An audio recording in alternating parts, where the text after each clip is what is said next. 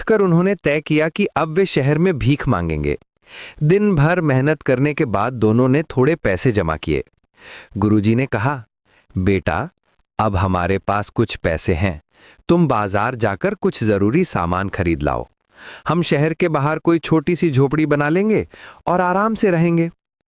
शिष्य बड़े उत्साह में बाजार चला गया। बाजार में भीड़ भाड़ थी, लोग खरीदारी कर रहे थे। शिष्य एक मिठाई की दुकान पर पहुंचा और पूछा, भाई साहब, मिठाई कितने की दी? मिठाई वाले ने कहा, 1 टका शेर।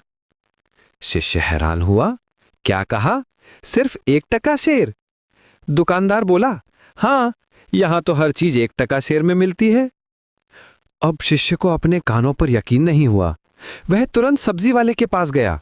भाई, आलू क्या भाव है? सब्जी वाले ने जवाब दिया, 1 टका शेर। और गोडी?